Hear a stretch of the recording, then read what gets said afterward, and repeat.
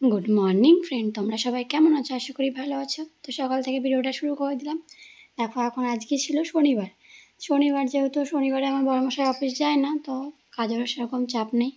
আর দেখো, আমি ভিডিও করছি, আমার ক্যামেরার সামনে গিয়ে দাঁড়িয়ে আছে আমার সুপুত্র। ঠিক আছে, মানে আমি যেখানে যাব, তোমাদেরকে কি বলবো, আমি যেখানে যাব না কেন, যদি আমি বাথরুমেও যাই, ও বাথরুমে দরজার পেছনে এসে দাঁড়িয়ে থাকবে। জানি না কেন এত ও আমাকে ভালোবাসে। ভালো তো বাসবে, মা হই না আমি ওর। ঠিক আছে, কত কষ্ট করে ওকে পৃথিবীতে এনেছি সেটাও বুঝতে পারছে, এই জন্য মায়ের পিছনে পিছনে ঘুরছে। জানো তো, শরীরটাও খুব একটা ভালো নেই, যেন মানে এত ব্যথা হয়েছে, মানে সিজার হওয়ার পর থেকে, মানে এত ব্যথা, মানে পিছনে শিরদাঁড়ার ওখানটায়, মানে তোমাদেরকে বলে বোঝাতে পারবো না। মানে বসে বসে আমি ওকে যে খাওয়াবো সেটাও আমি পারছি না, মানে এত ব্যথা করছে। তো বড়মশাই অনেক কিছুই দিল, বললো গ্যাসের ব্যথা হতে পারে, ওষুধ খেলাম। তারপরে মানে কোনো কিছুই হলো না। তারপর দেখো, সকালবেলা উঠে নিচে এসেছি, দেখি দাদু এসেছে। আজ শনিবার যেহেতু আমাদের নিরামিষ, ওই জন্য দেখে মুগের ডাল করব, এখানে কচুর শাক করব, আর এদিকে আলু আর পটল ভাজা। তো সব রান্নাবান্নাগুলো কমপ্লিট করে এখন এসেছি বাসনগুলো মাজতে। অনেক বাসন হয়ে গেছে, একবারও মাজা হয়নি, তো ধোয়া হয়নি, ওই জন্য অনেক বাসন হয়ে গেছে। ওই জন্য বাসনগুলো আগে মেজে নেব, তারপরে দেখি আর কি কাজ বাজগুলো আছে, এগুলো তাড়াতাড়ি করে সেরে নিয়ে একটু রেস্ট নেব। কারণ রেস্টটাই আমার মেন প্রয়োজন। এই জন্য ভাবছি দুদিন বাইরে গিয়ে ঘুরে আসবো।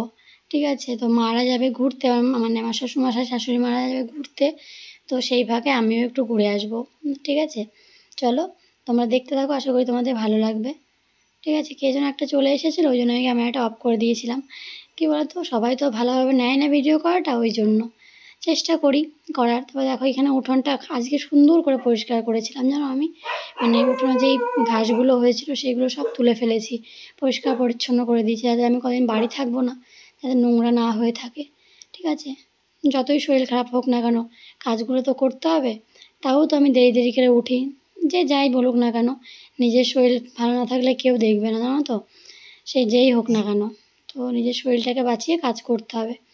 তো সব কাজ বাজ সেরে এখন স্নান করে ওপরে চলে এসেছি। ঠিক আছে, তো তোমাদেরকে বলছি, দেখো আমার চোখ মুখ কেমন বসে গেছে, কারণ এতটাই শরীর খারাপ লাগছে আমার, আমি নিজেই বুঝতে পারছি না। ঠিক আছে, জানি না কী হবে, ভগবান জানে। আমি নিজে বুঝতে পারি না, এবার ওষুধ খাবো, কী ওষুধ খাবো বুঝতেও পারছি না। একবার এত ওষুধ খেয়েছি যে আর ওষুধ খেতে আর ভালো লাগে না। এখন স্নান করে ফ্রেশ হয়ে নিয়েছি, এখন যাবো একটু খেতে, খাওয়া দাওয়া করবো। এখন বাজে ওই 1টা মতো। রোজই দেরি হয়ে যায়, যেহেতু উঠতে দেরি হয়ে যায়, ওই জন্য দেরি হয়ে যায়।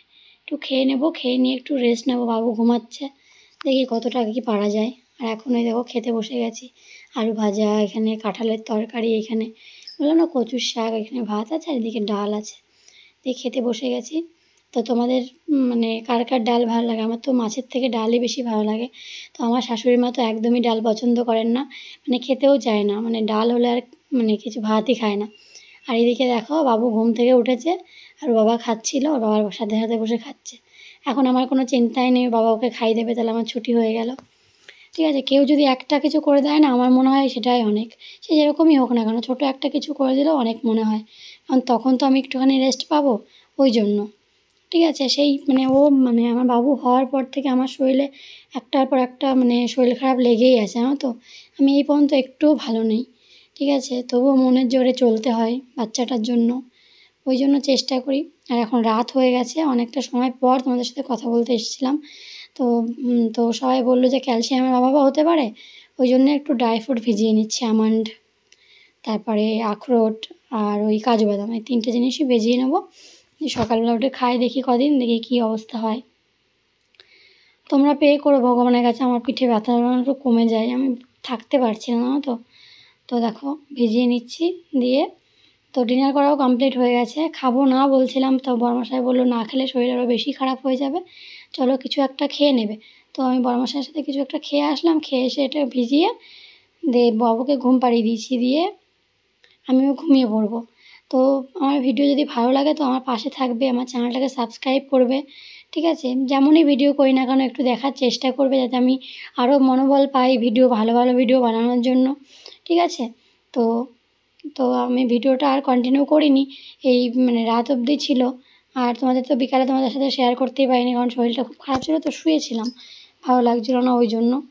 তো দেখো ভিজিয়ে নেব, নিয়ে দেখি আর কটা জল ভরতে বাকি আছে, সেই জল কটা ভরে নেবো, দিয়ে একটু ঘুমিয়ে পড়বো।